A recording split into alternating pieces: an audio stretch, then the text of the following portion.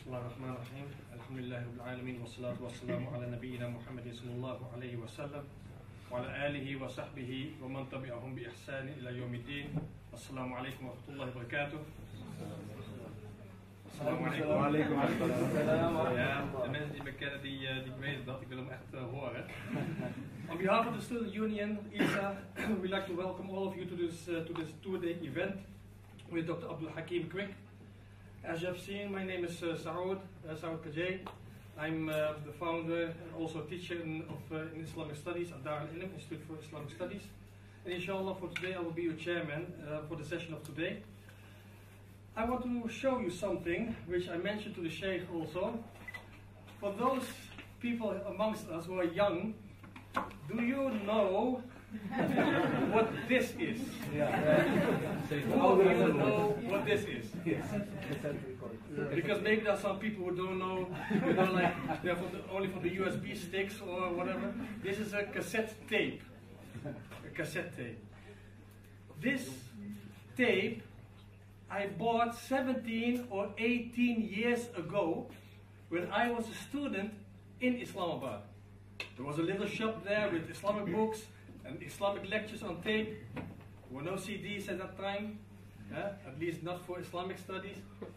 So I bought this tape, and just yesterday, when I was sitting with the Shaykh on the invitation of Isa, I received this book. So after 17 or 18 years, my tape is completed with the book of Shaykh Dr. Abdullah Hakim Quick. So I'm very much honored to may have received, like, it feels like it's complete at this moment, and I'm very thankful for that. And this topic, which is also the title of this book, Deeper Roots, the same like the cassette tape, Deeper Roots. It's a most interesting topic, which is on the discovery of America and the Muslims in that region up till the present times. As it generally is believed, and it is Christopher Columbus who discovered America in 1492. At least this is what generally is thought. The thing is it really so? Was Christopher Columbus the very first person who discovered America? Or is there a deeper roots behind it? Maybe with Muslims. This is something which the Shaykh has proven, and also one of the parts which he will be speaking of today, inshallah.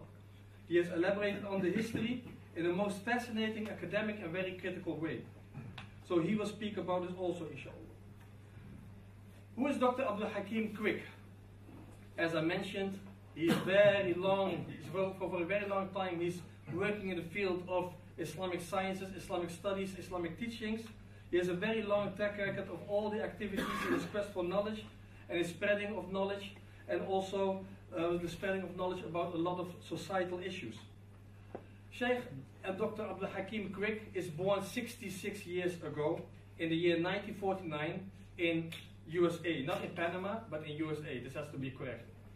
So, and then he migrated to Canada, and he has lived in several countries during his pursuit of knowledge. 45 years ago, in the year 1970, he accepted Islam while in Canada. Dr. Quick began studying in the Islamic University of Medina, and he graduated in 1979, and he was one of the first 2 students who ever graduated who came from the West at that university. Very interesting, just yesterday we had some talks about some people who I also know, and which he gave the Shahada to, so alhamdulillah. So he's a very, even people who are scholars at this time, he did the Shahada with them, and also lived with them, studied with them. It's a very, very big honor for many scholars of this time anyway. Then at the University of Toronto, he completed his master's degree, and he also has a doctorate and a PhD in African history. And just as he mentioned yesterday, even when, for instance, when he was in Medina, also he had to struggle. It wasn't only studying; he also had to provide for his family. So he did his studies while at the same time also working. So working and studying at the same time in the 70s and the 80s, that was quite a difficult time. When we look at Dr. Quick, He has been active for about 40 years in the field of research and teaching about Islam and Islamic society. As a historian, he has special interest in the history of Africa, the Americas, and the Caribbean. He's an expert of the history of colonialism, slavery, and human migration. He has traveled over 61 countries in the Caribbean, Central America, Africa, the Middle East, and Europe. He has played a significant role in the development of Islam in the Caribbean. He is also an honorable associate with universities like the prestigious McGill University in Toronto, in Canada, and also like York University. Currently, he is holding many positions in educational institutes and mosques in Canada and the United States. Today, Dr. Abdul Hakim Quick will be speaking on Islam in Africa. A part 1, a part 2, there's a prayer in between, the prayer of the Salatul Dhuhr. And then after the Salatul Asr, he is going to start with the deeper roots part. And tomorrow, inshallah, Dr. Abdul Hakim Quick, he will also be speaking on Islam in the Americas and the Caribbean. Without further ado, I would like to ask Dr. Quick to step forward so he can enlighten us with knowledge, inshallah. Bismillahir Rahmanir Rahim. Alhamdulillahi Rabbil Alameen. Wa sallallahu wa sallam ala jami' al-anbiya'i wa mursaleen wa ala nabiyyina Muhammad wa ala alihi wa sahbihi wa barik wa sallam. All praise are due to Allah, Lord of the worlds, and peace and blessings be upon all of the noble prophets, to Moses, Jesus, Muhammad, and all the righteous ones from the beginning of time. And I begin with the greeting words of Islam. Assalamu alaikum wa rahmatullahi wa barakatuh. Alhamdulillah, it is a great privilege for me to be here with you in Amsterdam.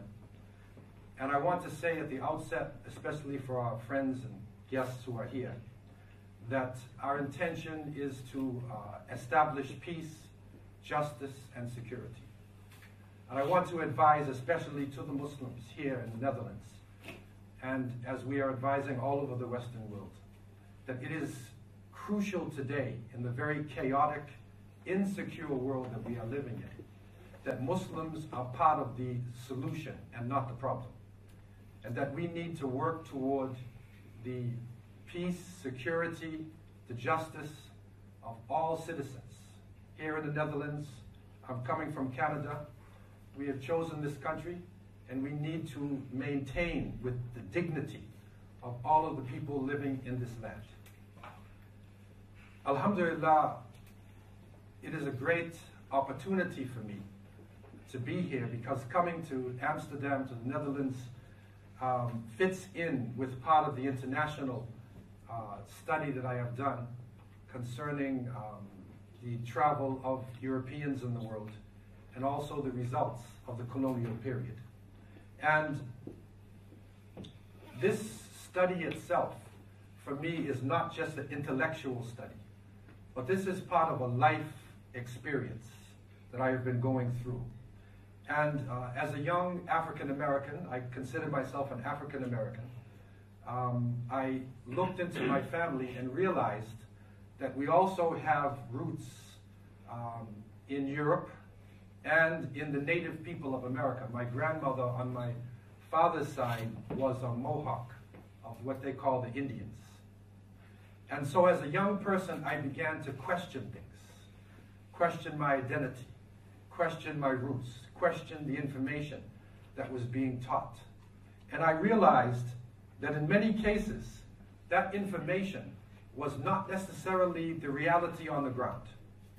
And as a young person, I asked the question also about Christopher Columbus, because they said Christopher Columbus discovered America in 1492. And my question, like many other people, is how is that possible to discover America when there's 75 million people already living there? Just think about that. So something is wrong. Something is wrong. And in coming into Islam, I encountered the teachings of the last prophet Muhammad, peace and blessings be upon him. And he was the last of a great line of messengers who came to every nation and every tribe. And in one of his authentic hadith reported in Sahih Muslim and also in the Jamia Saghir Imam al-Suyuti, he is reported to have said, يَكُونُ فِي آخِرِ الزَّمَانِ كَذَّابُونَ دَجَّالٌ يَأْتُونَكُم مِنَ الْأَحَادِيثِ بِمَا لَمْ تَسْمَعُوا أَنْتُمْ وَلَا آبَاؤُكُمْ فَإِيَّاكُمْ وَإِيَّاهُمْ لَا يُضِلُّونَكُمْ وَلَا يُفْتِنُونَكُمْ. The Prophet, peace be upon him, was reported to have said, there will come at the end of time false prophets, great liars, and they will come to you with a type of speech that neither you nor your parents have ever heard of before. Beware of them. Beware that they take you astray, and beware that they put you into a fitna, which is a trial, a tribulation, a gray area, a confusion. And Sadaqa Rasulullah alayhi salatu wasalam, that time has come to pass. And I sincerely believe that one of the great problems we're facing today is ignorance. It is the ignorance of culture. It is the ignorance of each other. And ignorance breeds fear. And fear makes people do strange types of things. And so our intention with our program in the next few days is to try to break down this ignorance that people have of Islam and of the African continent, and try to bring more light, you could say, into our understanding, with the hope to bring together people of different faiths, and also to clear up to Muslims as well something about our own history. And so this approach is a different approach, and as we say in America, if you really want to know the source, if you really want to understand an issue, we say in America, take it from the horse's mouth. In history circles, they say primary sources. Go to the basis of the issue itself instead of listening to it from somebody else. So I will be speaking to you, in a sense, from a Islamic perspective, in the sense of you're going to hear an approach to history that may be different than what you've been listening to or what you've learned in the educational system. And this is important for us today, to be able to open up our minds, open up our understanding, to break down some of the confusions in the world. Many thinkers today are actually saying that what people are suffering from is what you could call perception deception. That means that our perception of things, we have been deceived. In the same way that we are taught that Christopher Columbus discovered America. Look at the picture. And this is a bit of information which is taught all over the planet. This date of 1492 is a crucial date in the history of the Western world. In the Americas, after the birth of Jesus, Isa alayhi salam, when they go like BC to AD, after that time, this is the most important date in terms of the shift of history. But it's based on something which is not true. Because how can you say you discovered it? Like I would say Abdullah Hakim discovered Amsterdam in 2015, because I just got here. You understand? I would be totally denying the civilization of the people who lived here. And so similarly with Columbus, there were over 75 million people living in the Americas. And further on, inshallah, in the deeper roots, I want to go into this deeper with you to sort of open up the area of understanding. What I want to try to bring to you in the next few hours is sort of an overview. It's a summary of a very big topic. And so it's like a madkhal, it's like an entrance into the topic. And especially for those students of knowledge, this can be a way for you to, like an inspiration, to continue to study and to begin to question information that is given to you. Africa itself is a huge continent.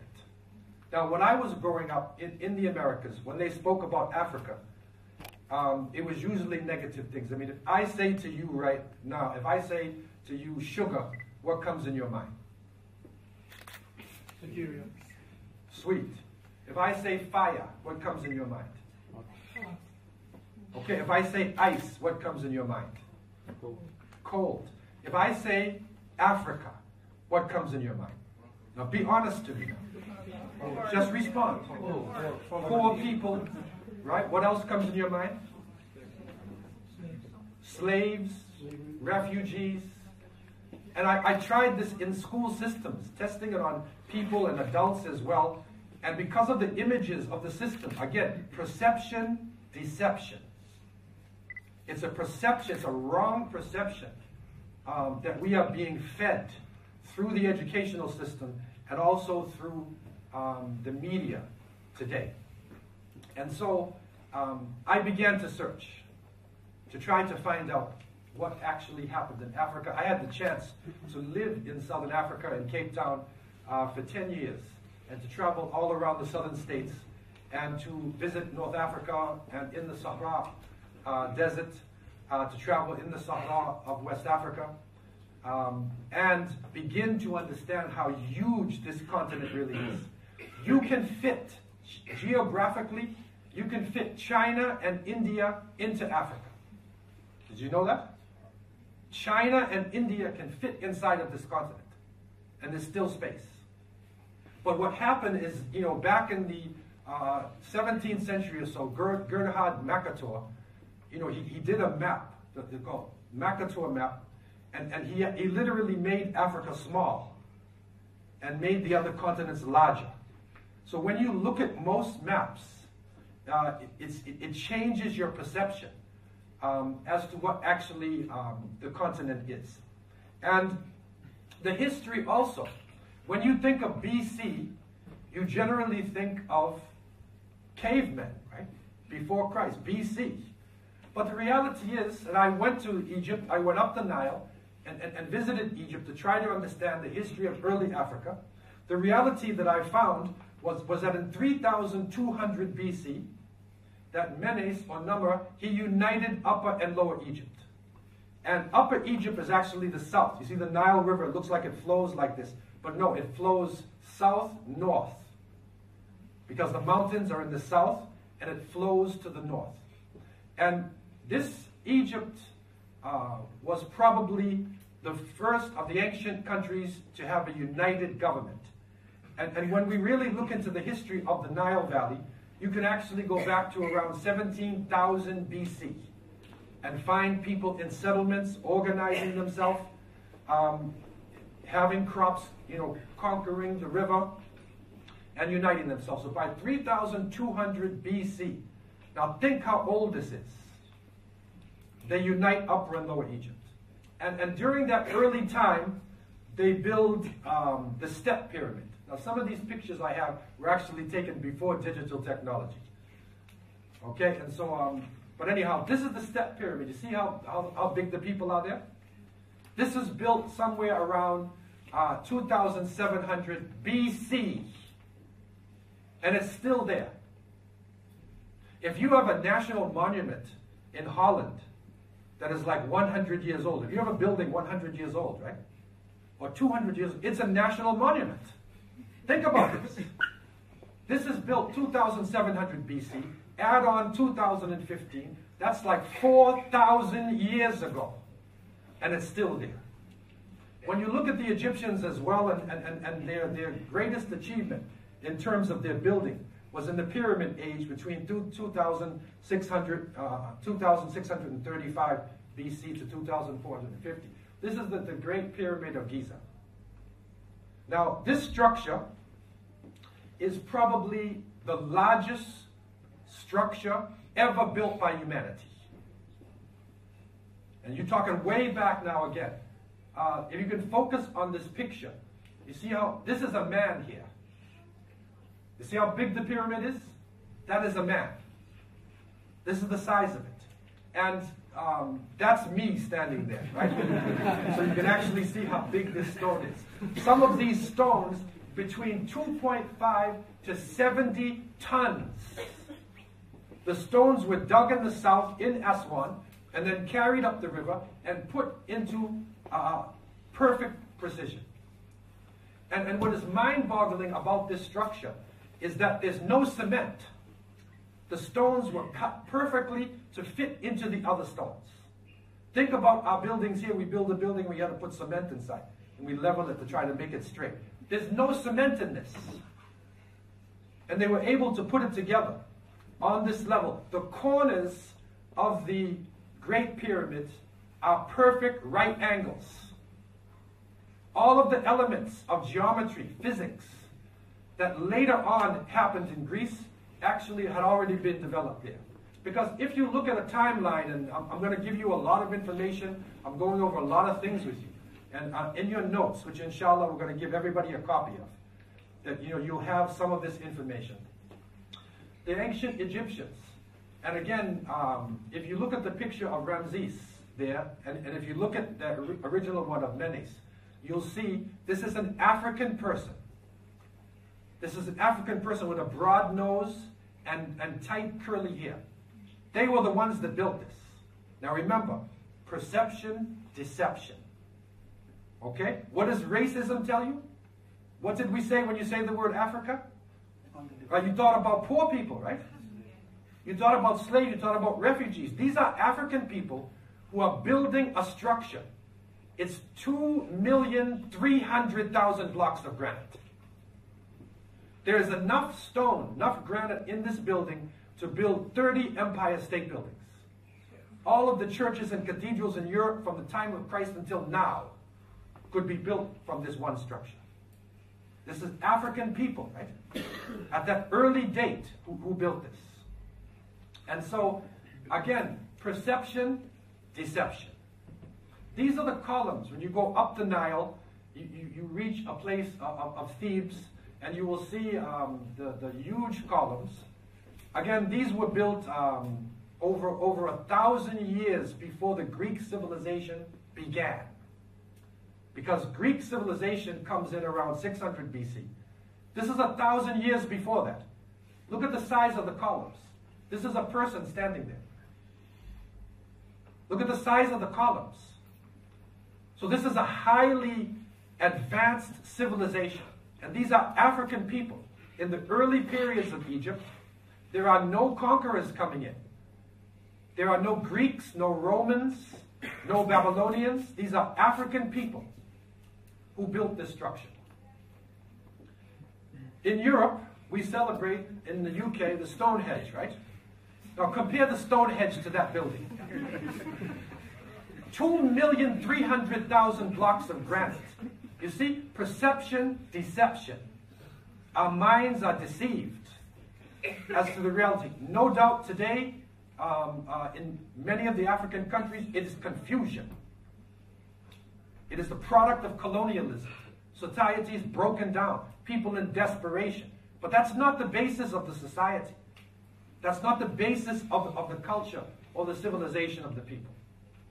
And so, what I also found, and this is for the Muslims, is that there was Tawheed in Egypt, in ancient Africa.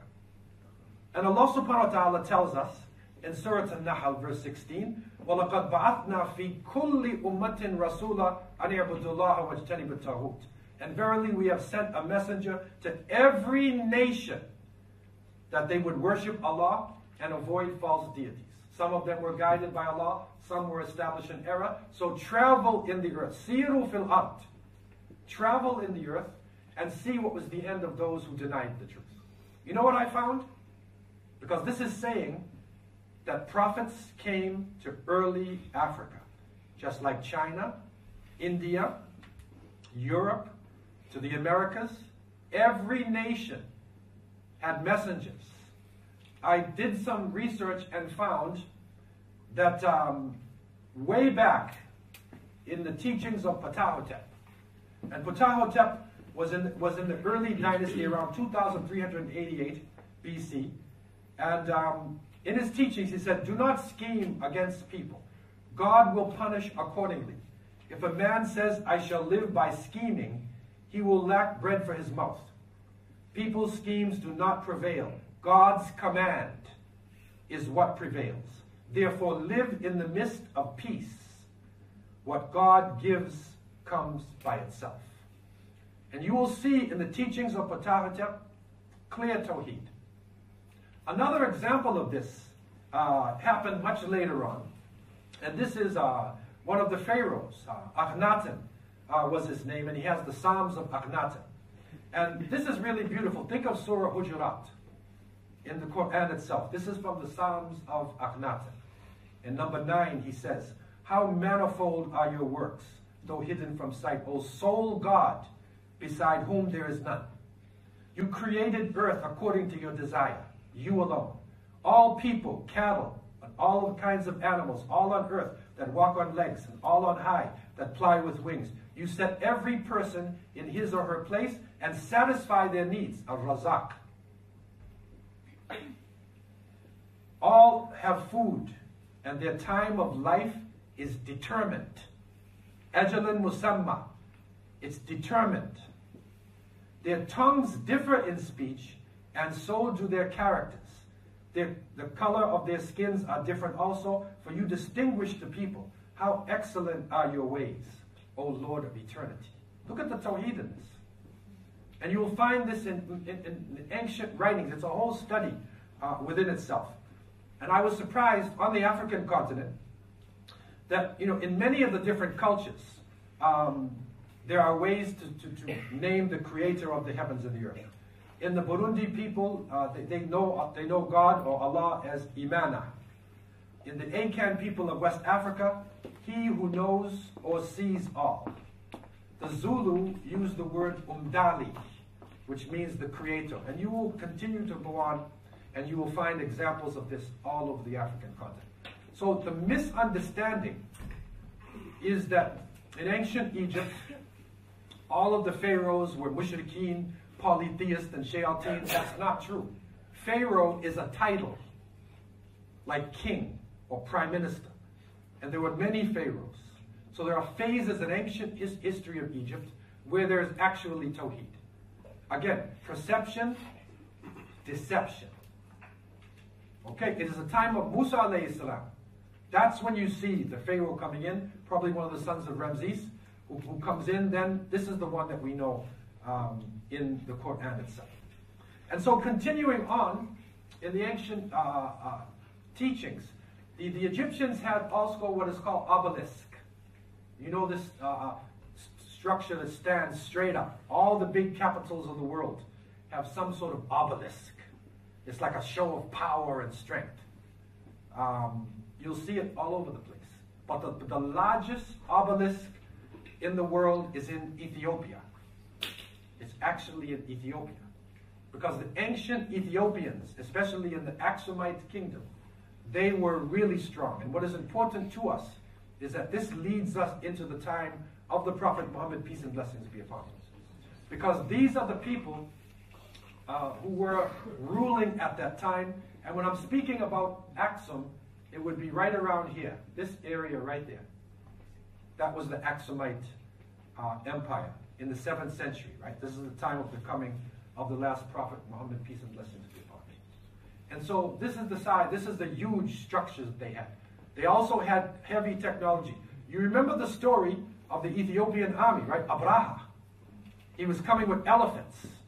Elephants is like a new type of technology brought into the world. Like in World War I, where the tanks came in. And then later helicopter gunships. Now it's drones, right? So these new types of technologies changes warfare throughout history. The elephants, they controlled elephants like no other army in the world. And so this is very significant because this was happening around the time of the Prophet Muhammad, peace and blessings be upon him. And in the 5th year after the prophethood began, Prophet Muhammad, peace be upon him, who was teaching the belief in one God, that all races, all nationalities should be brothers and sisters. He was giving rights to women. He was freeing the slaves, as we will see later on. He was going against the society itself. And so he was persecuted. And his followers were being tortured. And so it was at this time that he said to them that you should travel. And it's very interesting because the Prophet, peace be upon him, said that if you go to Al-Habasha, Abyssinia, it would be better for you, for in it there is a king who will not tolerate oppression. It is a land of truth. Hiya ardu sidq. That's a deep statement. It is a land of truth. Go until such time as Allah shall relieve you from your distress. And so his companions went across the Red Sea. And this is a very significant point, that they went across the Red Sea, not as Arabs hunting for African slaves, right? As some of the propaganda will tell you. No, they left as refugees. And this is the last prophet of Islam who went into a Christian land. And so the leader of the land, called An-Najaashi, his title was An-Najaashi, but his name was Ashama. So the same way Pharaoh, their leaders are called An-Najaashi. In English we say the Negus. In their language, which is Tigray, they say Nagash. Okay, so the Nagash was Ashama. And Ashama then received the companions of the Prophet Muhammad ﷺ. And the Quraysh, as you know, it's a long story. The Quraysh sent emissaries to bring them back. But Ja'far ibn Abi Talib, radiallahu anh, the brother of Ali, radiallahu anh, he read from Surah Maryam in front of the king. And when Najashi heard this, he cried, and all of the people in his court cried, and they said, stay in our land. There's really no difference between us. And so they stayed within the land of Al-Habasha. It was a sanctuary. So the first entrance of Muslims into the African continent, if we use the Red Sea as a barrier, it's really not, but if we use it as a barrier, then the first entrance is as refugees, and it is a unity between a Muslim prophet and a Christian king. You see this?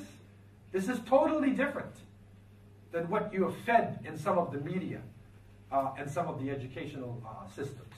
And the Prophet ﷺ, he wrote a letter to Najaashi.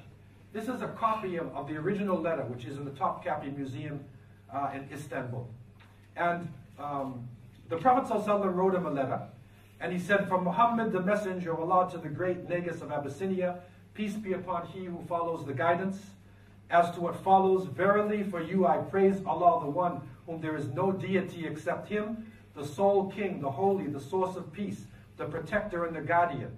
I bear witness that Jesus, the son of Maryam, is the spirit belonging to Allah. Now see how he's speaking to you. I bear witness that Jesus, the son of Maryam, is the spirit belonging to Allah and his word, which he cast into the chaste and excellent virgin. She thus became pregnant by means of his spirit and his inspiration with Jesus, and in the same manner, he created Adam with his hand. Okay, this is a diplomatic letter. This is a letter of believers in God, one to another. Who else believes in the world at that time that Jesus was born with no father? So this is a diplomatic letter, and finally, in the end of it, he says, verily, I invite you to Allah, the one who has no partner, and to friendship, continuity, and government in obedience to him. Thus I have delivered the message and given you counsel, therefore accept my counsel. Peace be upon he who follows the guidance. Now this is a very important letter, because you see what he's saying at the end. He's inviting the Ethiopians and their army to accept Islam. Now just think about the power in the world at the time. Because Abraha's army, their army was irresistible. The Quraysh could not defeat their army. Was only, in our understanding, the power of God who sent birds, Tayran Ababil, right? The birds dropped stones on them from high altitudes, and the Ethiopian army was defeated. If they had accepted Islam, the whole story would have ended right there. Because they would have come back to Mecca as Muslims. And the whole of history would have changed. So this letter is a very important letter. Right? But for us now, and again, this is a very deep topic, the companions stayed there for a period of time. In the last migration, there was 83 men and 19 women. And a number of the Abyssinians accepted Islam. And they eventually migrated to Medina with the rest of the companions. Now, usually, if you talk about Ethiopia, or you talk about people, African Muslims, who do you usually say? What name comes up? African Muslim in the time of the Prophet. Bilal. Now you say Bilal. Do you know Bilal had a brother? This is new information. Do you know Bilal had a sister? Bilal's brother was named Khalid ibn Rabah. He was one of the early Muslims. His sister Ghafira bint Rabah. They were also part of the companions. And so a number of people from Ethiopia migrated over, and 15 Sahabas were actually buried. They died in Ethiopia, and they're buried in a place called An-Najaashi. If you want to see a documentary that I did, I took a film crew in there from South Africa, and we filmed it. So if you go online, put my name in, and then say Untold Ethiopia, then you can download a documentary of my journey to Ethiopia. And you can see the actual place itself. And there are some beautiful things to see. This is the masjid. This is Masjid An-Najaashi. And these are the places we need to start visiting, to understand, to open up our understanding of our history. And so in this village here, there is 15 Sahabas who are buried there, and also Najaashi himself. And again, this is a part of our history that we're not really aware of. After this time, the Muslims had migrated from Mecca to Yathrib, which became Al-Madinatul Munawwara. It was lit, the lighted city, lit with taqwa, with iman, with faith, piety. It became a lighted city. And when the message began to spread, and it's so interesting because the Prophet Muhammad ﷺ, he also recognized people of other faiths. See, there's a difference between the original Islam and what some people practice today. He recognized the Jewish people within that society. The Jewish tribes, Banu Qurayza, Banu Qaynuqa, Banu Nadir, they were recognized and they were put into the constitution as a separate entity within Medina. And they were not compelled to accept Islam. They were not forced to accept Islam. But they were accepted as part of the city, and it was one of the first times in a city-state that the rights of minorities were actually respected and written into the constitution of the city itself. But although the city was lit, other parts of the world did not see it like that. And the Romans, the Byzantine Romans, who were based in Constantinople, they attacked from the north. And so a number of confrontations happened. One in the Prophet's time is Tabuk, although the Romans never came. And after his death, these confrontations continued. And by the mercy of Allah, the Roman army that had oppressed many of the people throughout the Mediterranean, they were defeated. And so the Muslims then began to take back all of the possessions of the Romans.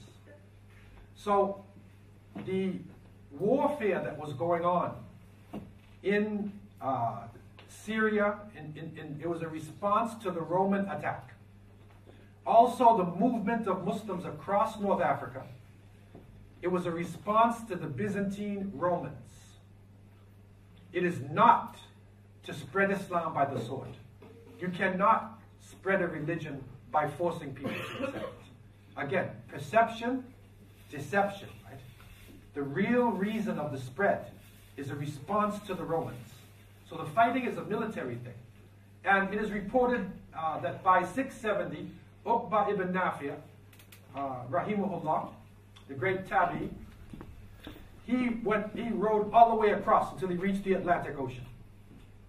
And he established the city of Qayrawan. And Qayrawan in Tunisia is an extremely important place. It's a place that we need to be familiar with and to try to understand.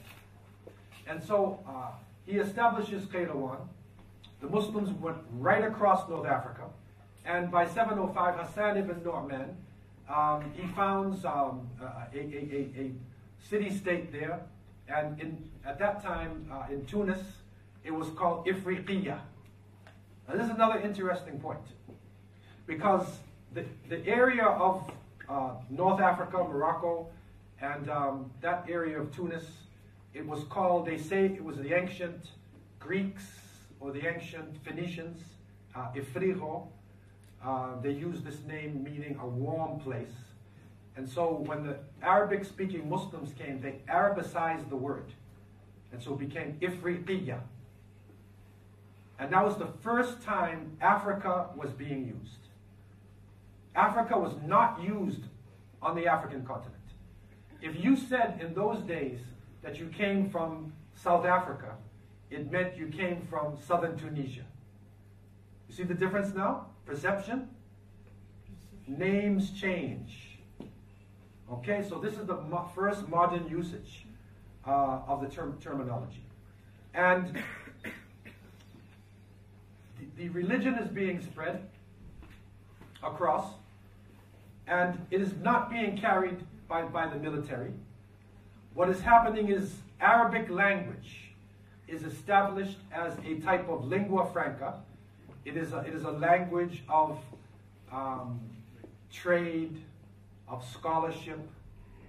It's the same way we use, Latin letters, and we speak English now as overcoming everything, right? So we use this language. Arabic at that time was being used by merchants in many parts of the world, and so you see the language starting to spread, and also you see that non-Arabic speaking people are now coming into Islam and learning Arabic.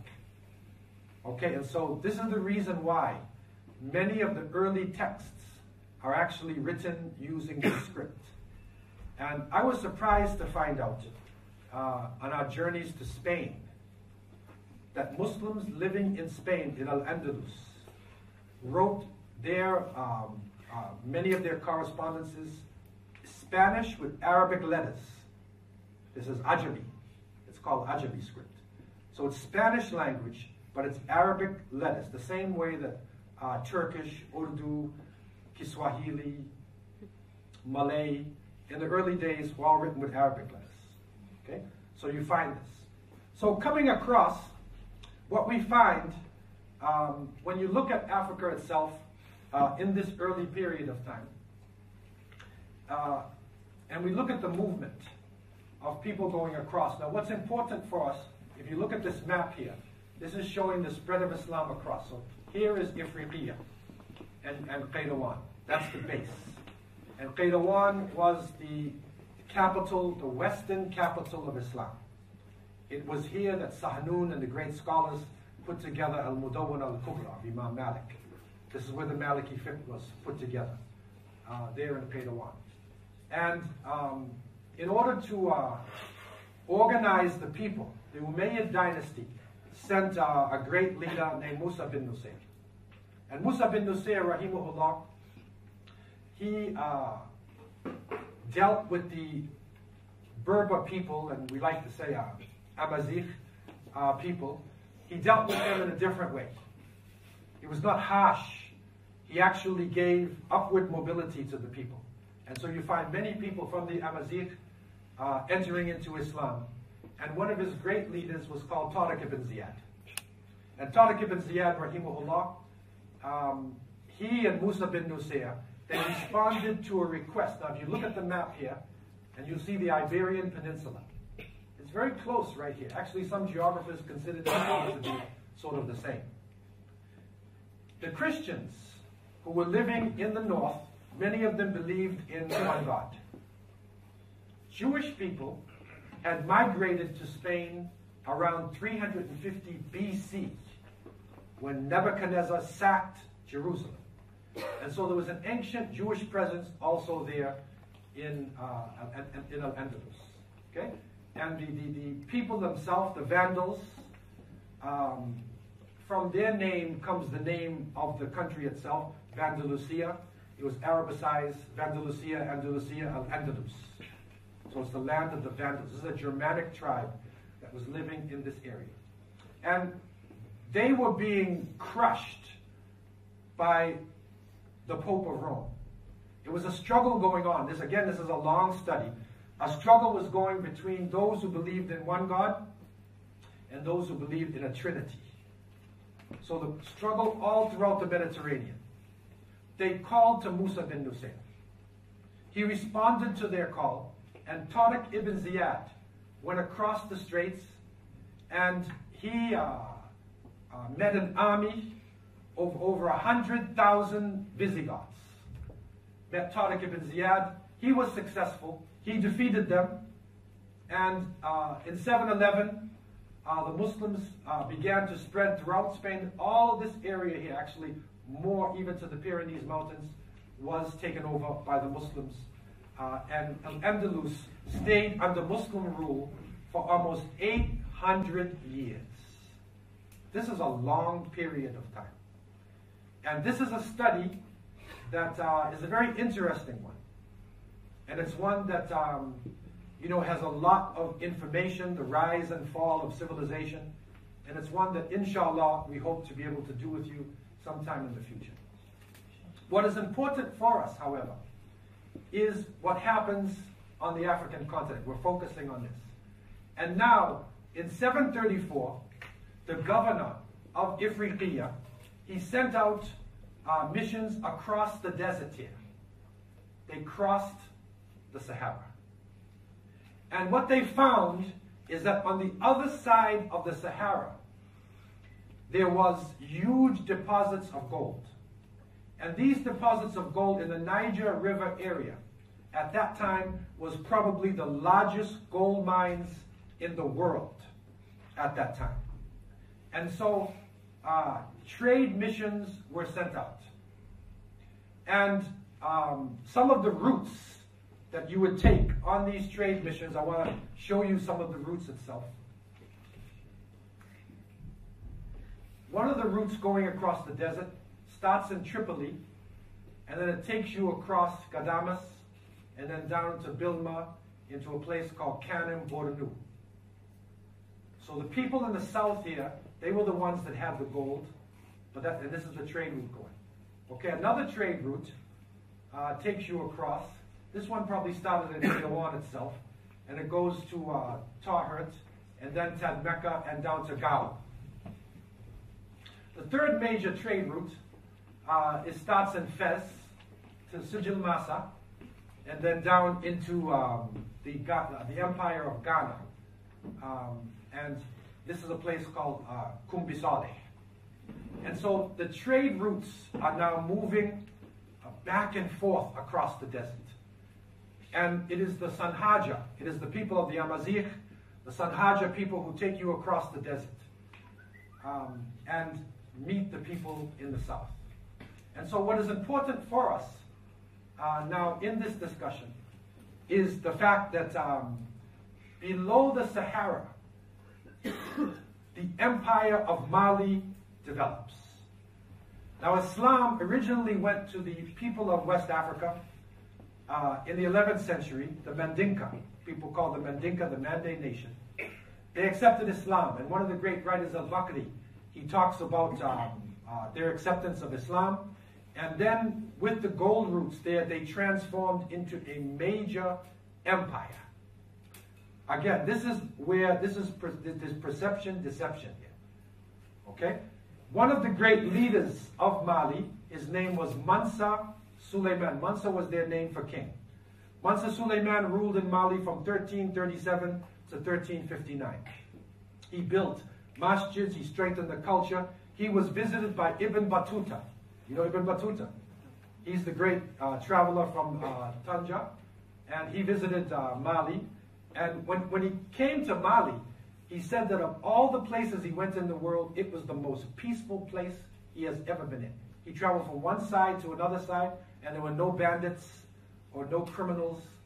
It was a really peaceful place. He said the families were meticulous in the reading of Quran for their children, and they would come out on Fridays. The whole city stops on Friday. He was really impressed with what he found there in Mali. But what is important for us in our understanding was one of the great Mansa. His name was Mansa Musa. Now Mansa Musa, who was ruling now at this time in around 1324, he decided to make pilgrimage to Mecca. Now this is a picture, part of a map drawn by a European map maker. Of course, that's probably not how he looked, right? Because he wouldn't have a crown of gold like that on his head. Right? But look at the size of the gold that he has in his hand. It's like an orange or something. This is how much gold they have. They did a study recently and you can go online and you'll see it. Who were the richest people in history? And so they tried to look at the richest, and they found out that the richest person in history, pound for pound, was Mansa Musa. He literally had more wealth than any other person ever. Perception, deception. Remember what you thought about with Africa, right? This is Mansa Musa. In 1324, Mansa Musa decided to make pilgrimage to Mecca. He carried with him somewhere between 60 to 72,000 people. They crossed the Sahara Desert. Now imagine this. At that time, he carried with him so much gold that he changed the economy of every country that he reached. He had 15,000 camels laden with gold. Just imagine this. This is what our children should be studying, right? Now, today, we're looking at mutant creatures, and you watch the X-Men and Star Wars and, things like this, right? That's what our children are into now, the X-Men. Right? These are the stories that they look. These are the stories we're supposed to actually see for them to understand. This is the 14th century. What was the condition of Europe at the time? The 14th century, he travels across with a huge amount of gold, 15,000 camels laden with gold, changing all of the economies, and finally he reaches Egypt. When he reached Egypt, the Mamluks, and we'll talk about that in time of slavery, they were actually ex-slaves who became the leaders of their land. They fell in love with Mansa Musa, and they gave him a Mamluk cavalry to take him to Hajj. This is a great honor, right? When the Mamluks take you somewhere. So they took Mansa Musa to his pilgrimage to Mecca, and when he returned to Cairo, which at that time was the educational, cultural capital of the whole Muslim world, because of the Mongol destruction of Baghdad, Mansa Musa was a very intelligent person. Just like today, if you want to come to the West, you want to go to America, Harvard University, they'll give you a scholarship. If you're intelligent, they'll give you a scholarship. And then they drain your brain in Silicon Valley or in Cape Canaveral, right? And you think that, everything is being done by Americans, but what is an American, right? Who are the people who, making it? They are intelligent enough to use their wealth, and they get people from all over the world. Mansa Musa gave scholarships, stipends. He paid people to come back with him. Architects, scholars, engineers. Every place he went to on his journey back, he would build a masjid. And he continued on until he reached a very important city in the desert. This is the city of Timbuktu. And Timbuktu became a great center of knowledge. Now, in my generation, I don't know about your generation, there's a perception-deception problem. If I was to say to you, in my generation, go to Timbuktu. Or like this means go get lost, right? Because Timbuktu is like out in the moon or something like that, right? Timbuktu. We were about to make a film. My producer, a Muslim producer, was coming with me. We made another film of Timbuktu. You can go online and you can get this. Put my name in there online. And then put in Timbuktu, Empire of Knowledge. And inshallah, you can download the documentary. And so, my producer went to Johannesburg, right, in South Africa, and he told his people, we're going to Timbuktu to make a film. They said, no, stop lying to me. He said, no, I'm going to Timbuktu. They said, stop making jokes. He said, I'm going to Timbuktu. They could not believe that there's a place called Timbuktu. Timbuktu, and again, this is another misunderstanding. It was originally began by a woman Her name was Baktu. And Timbuktu in Amazigh, the Tamashek form of the Berber language, right? Tamashek, you know that, huh? Right, Tamashek. I went to Timbuktu. I met the Tawarik. So the people living in the Tawarik, the men cover their face, right? And the women expose their face, and women control all the money. And so the Tawarik would come across the desert, right? And they would carry salt. They would carry leather goods. And the people who were living below the Niger River had gold. And so they say that this was the place on the Niger where the camel met the canoe. And they traded. And so Timbuktu, but the problem was on the Niger River, there were mosquitoes. And the Tuareg were dying from malaria. So Baktu said, no, let's go north. They went north about 12 kilometers. And they made the settlement. And Timbuktu means the well of Baktu. And so they built the settlement there. And people started to go. Of course, it was a trade center at first. And people from many of the nations of West Africa were going there. The Mande people, Saninke people, the Fulani people, the Wangara, Sarakole. So many different nations came into Timbuktu. The Arabic-speaking people, the Tawarik, had different sections. It became a thriving city. And so the people then, it's in the desert. So after gold, the most important possession that you could have in Timbuktu was a book. And in Timbuktu, and this is interesting, by the 12th century, the Sankore University had over 25,000 students in Sankore University.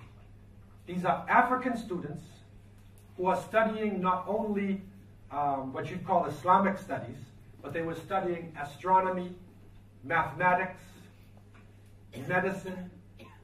There's a great writer in the Tariq al-Sudan, and he talks about his uncle who went for an operation in a city called Jenne, which is close to Timbuktu, and an operation, a cataract eye operation, and it was successful. Think about this in the 12th century. What was the condition of Europe at that time? There was no University of London, no Sorbonne, no Oxford, none of the universities. These are black African students who are on the pinnacle of knowledge at that time. Thousands of books. Every single man, woman, and child in the city was literate. 100% literacy. In every house, there was a Hafiz al-Quran. Somebody who memorized the whole Quran. So this was a very fabled city. And because the explorers were not allowed to come in across the desert, because they wanted it to be primarily for Muslims, they made a joke about it. So they made, go to Timbuktu. So now it becomes a joke. But actually the reality was, this was an amazing city. Now later on, a number of years later, René Callier, the French traveler, he made it there. And this is about around the 18th century or so. By the time he went there, the city had gone down because the trade route changed from across the desert to the oceans. So now you don't have to cross the desert. You could go by sea to the seaports and then do your business there. And so René Callier found the city a dusty city, but up until now, this is a picture of which I took myself, Jingari Bear Mosque, which is Masjid al-Kabir, that is still there in Timbuktu. And what is left of the Sankore Masjid is there. The struggle that is going on now is a struggle against the desert, because the desert, the Sahara, is coming in. And there were thousands of books. The scholars in Timbuktu, they had thousands of books. And during the colonial period, they took their books out of the city and they buried them under the ground. When independence came to Mali, they brought their books out, and now there are libraries that are there which have thousands of books. But the struggle going on now is that the books were being destroyed by the beetles and the termites eating the literature. So what is happening now, the scholars are using digital technology to try to preserve the books. And there's a lot of very interesting things that is coming out of Timbuktu in this amazing land. And so this is the first section in terms of, and I want to, you can also write down questions. Has anybody written down any questions? Because I'm covering a lot of information. As we go along, if you have pieces of paper, you can write down your questions about some of the things that we have covered in the first part of the lecture. Again, I'm going through this very quickly in order that we can understand what is going on. Timbuktu, a center of knowledge and a center of learning. Many of the great scholars of West Africa actually studied in Timbuktu. And the surprising thing is, and this is what I want to cover with you, inshallah, tomorrow, is that when African people were taken across the Atlantic to the Americas, that we are now finding in the Americas books, whole of the Quran written from memory. We are seeing writings of people, some of them were scholars who studied in Timbuktu. And their information is now coming up in South America, in the Caribbean, in the United States. Arabic writing, that same Arabic script, which is now coming forth, it is coming in the Americas itself. And so, again, when we look at the early movement of Islam, we see that right from the beginning, the Prophet Muhammad ﷺ and his companions, they established the belief in one God. They established a society which does not use color as a basis to judge an individual. They established a society to give rights to women, to protect especially young girls from being abused.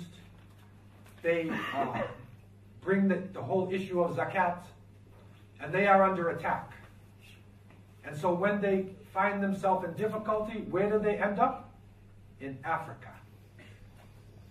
They cross the Red Sea. And so that really is the entrance of Islam.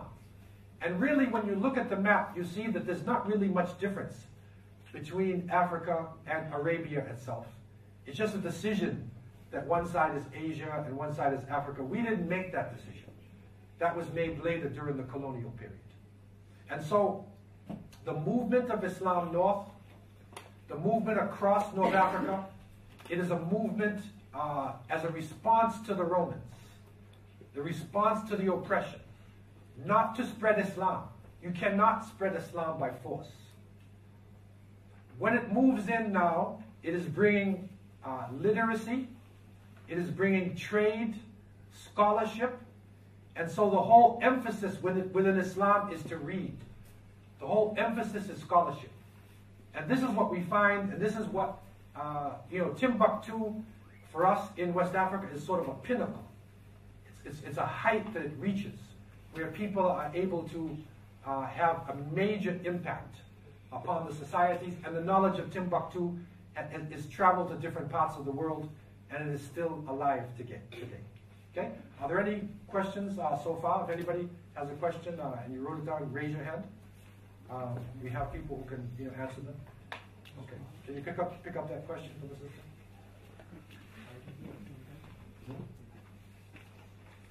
Yeah.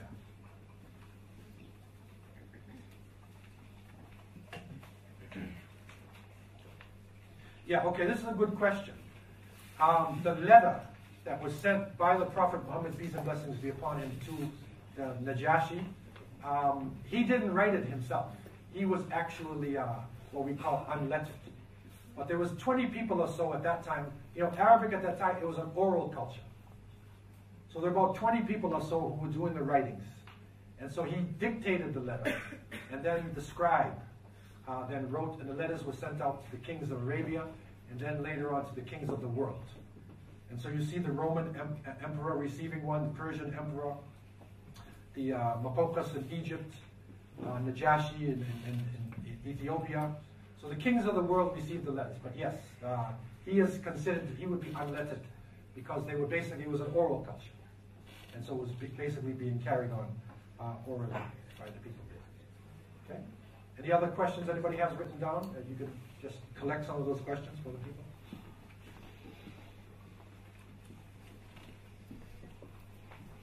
Now, what I want to do is, again, we're going over a lot of information. And we will have a handout for you, inshallah, that you can be able to review some of the points. And if there are more questions, we can try to deal with them. But, it's a very broad-based issue itself. Yeah, so those books, inshallah, we will...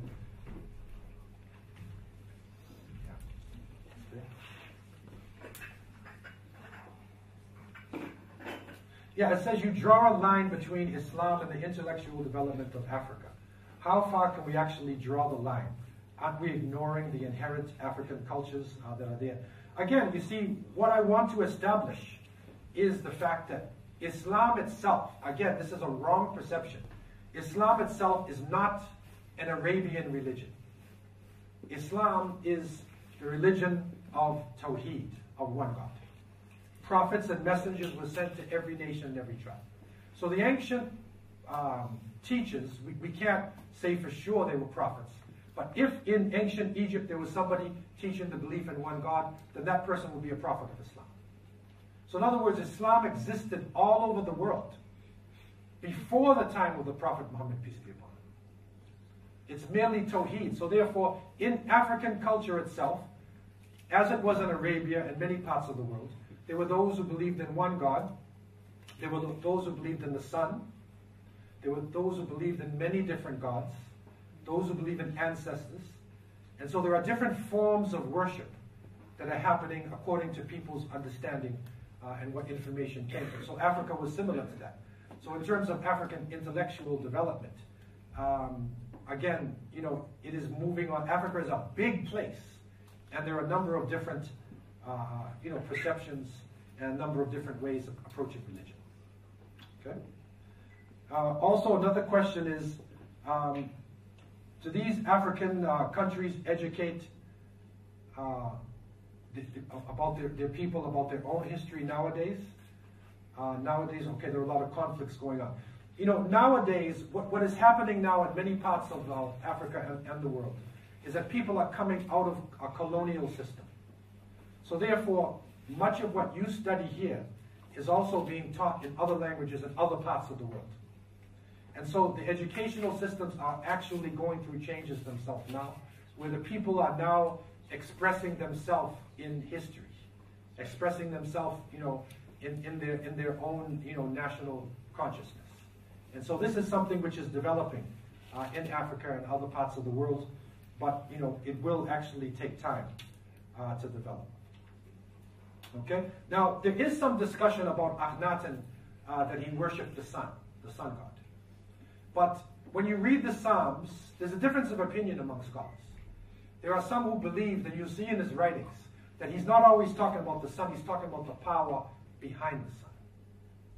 The sun was a manifestation, but he was talking about the power behind the sun. And if you read the Psalms of Akhenaten, then you actually see this understanding of the power, of the creator, and not necessarily the sun itself as the creator. Okay? So we're going to end here now the first period, and then inshallah we'll come back later on as we continue. Billahi. Bismillahirrahmanirrahim. Alhamdulillah. Assalamu alaikum wa rahmatullah.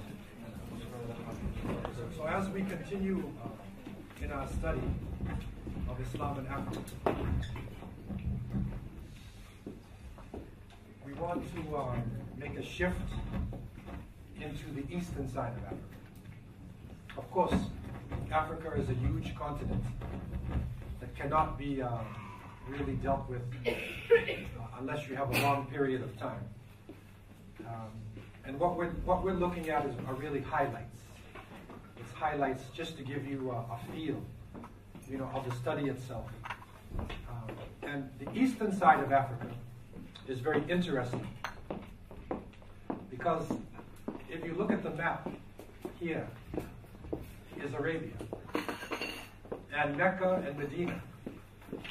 Really, when you look at the relationship of Arabia to Africa, it is really part of the same continent. And it was a continental divide that happened, that split this off. So it was really later on a European map maker who said that this is Asia and that's Africa. But really the people on both sides of the Red Sea here are very similar. And if you're in Djibouti, which is here, on a clear day, you can see Yemen. Like those of you who have been in Spain, I recently was in Tarifa and El Jazeera. If you're in El Jazeera and you look across, you see Al-Maghrib. If it's a clear day, right? So you can literally see across to Arabia. That's how close this area is. So to say that this is Africa and that's Asia doesn't really do justice to the culture of the people. So when the companions of the Prophet ﷺ now migrated in the Hijrah into the Aksumite Empire, this is the first contact. And again, to understand this properly, according to our sources, Najaashi himself, Ashama, the emperor of Ethiopia, privately accepted Islam. And what was going on in Ethiopia at the time was a struggle between Unitarian Christianity and Trinitarian. Now, this is a deep study. You need to go back to the Council of Nicaea in 325 AD. This is when Constantine, the Roman emperor, organized Christendom. Christendom was divided into many different groups. There were those who believed in one God, the followers of Arius, who was a Libyan bishop based in Alexandria. There were those who believed in a Trinity concept that came from Plato and was in ancient Egypt as well. There were those who believed in a mixture with Greek and Roman gods. So there were many different forms. Constantine organized, and he had all of the bishops together in a conference called the Council of Nicaea, 325 AD. They finally decided to choose the Trinity as the official position of the church. And anybody who disagreed would be executed. So Arius was executed, and over 100,000 of his followers were killed. And so a struggle was going on.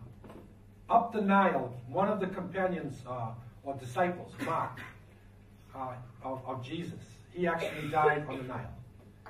And so Christianity went up the Nile to Ethiopia very early. And what was happening in the time of An-Najaashi is an internal struggle going on. So Najaashi received the letter, he embraced Islam, and a struggle was going on. A revolution came against him. And he told the companions, you should leave. And they waited in boats. And it's an interesting story because they sent Abdullah ibn Mas'ud, radiallahu anhu, great master of Quran, to go over the hill and see what happened to Najaashi. And sure enough, Najaashi was victorious. So he told them, return. They stayed in Ethiopia until finally the major hijrah was called. And then they left and they went to Medina. And so some of the Abyssinian male companions, some of the names you get like Abu Bakr al-Habashi, Shukran al-Habasi, Dhu Mahma, Dhu Mahdam, Dhu Manahib, of course Khalid ibn al-Hawari, Khalid ibn Rabah, Aslam, Sa, Yasa. There's a number of names that are actually there. But because people in those days did not necessarily want to emphasize race, race has become so important to us today. But they did not necessarily emphasize race there at that time. These companions were amongst the people of Medina, and everybody was intermarrying and blending together at that time. Female companions was Saira and Habiba and Nabha And a number of Ethiopian women also were part of the companions of the Prophet. So they say that 32 Ethiopians migrated to Medina along with the other companions who went. And so when we look at East Africa itself, we need to go back to the time after Najaashi, of course. When Najaashi passed away, okay, this is an important point. When he passed away, the Prophet ﷺ was informed about this through the angel Jibreel, and he lined up his companions and he said, we need to make janazah, you know, one of our brothers has died. And so he made a salatul janazah lil ghaib. This is a funeral prayer for an absent person. That was the first time. And so this was, you know, our proof. It is clearly agreed upon by all of the scholars that Najaashi had actually embraced Islam. But Islam did not necessarily spread through Ethiopia itself. But the Prophet ﷺ did say, because he did respect the Ethiopians, and he told his companions, Utrukul Habasha ma tarakukum. Leave Al-Habasha. As long as they leave you alone, do not bother the people of Al-Habasha. And it was in the time of Umar ibn Khattab radiallahu anhu that some delegations were sent to Al-Habasha for dawah purposes in order to spread Islam. But there was a terrible accident at sea, and many of them died at sea. And it's not really until later that you start to see people coming in, especially 100 years later. Some say that even during the fitna, when the struggle was going on between Ali and Muawiyah, that some of the ashraf, some of the companions of the family of the Prophet ﷺ went south. And from that time, you know, they left out of it. But especially we see 100 years after the death of the Prophet ﷺ, then we see the ashraf moving down into Hadramaut, in southern Arabia, in Hadramaut area, and Yemen. And then some of them were actually going across to the Dahlak Islands. And there's a place in what is now northern Somalia called Somaliland, a place called Zela. And so it is there in Zela, and this area that the ashraf, these are people who are, you know, from the family of the Prophet ﷺ. They landed in Zela, in this area, and then from there, they went up into the higher areas of Ethiopia. Now, when you're in Eritrea, on the coastline, let me go back to the map. Yeah, when you're here, the coastline of Ethiopia is Eritrea. So as you go in the interior, you're going up, because Ethiopia is very, very mountainous. And so you go to a place called Aksum. This is the center of the Aksumite dynasty. And so it is there in that area, going up into the mountainous areas, that the Ashraf then settled into this area. So what is important is that this East African area, this would be Habasha, and this is the Horn of Africa, which is now known as Somalia, and then your East African coastline going down here. So this is what we're calling East Africa. It's this whole region there. Okay? And so this is an old history. And that's something that a lot of Muslims are not aware of. That the people who coming out of Ethiopia and coming out of Somalia and that region there actually date back to early periods, to the Umayyad period. And they embraced Islam very early. And they had been in touch with Yemen and in touch with Islam from a very early period. So the Ashraf then went into the mountains, and they settled in a town called Hara. And this was part of the trade network. Now, to understand the trade network properly of East Africa, we have to realize that people were trading along the Red Sea from ancient times. And even the ancient Greeks wrote about the trade that was going there to that area. Because you remember, I have to go back again to this map. You remember the trade, which is so important. This is the trade from southern Arabia here. There is a substance that it comes out of the tree called frankincense. In Canada, we have maple syrup. Do you have maple syrup here in the Netherlands? Okay, we're famous for this maple tree. And so it's like a syrup that drips out, and very sweet and very nice. There's also trees in southern Arabia where this sticky solution drips out, and it gets hard, and it's incense. So the frankincense was the first international form of incense. And you take this and you burn it, and it cleans your air. And so it was a prized substance.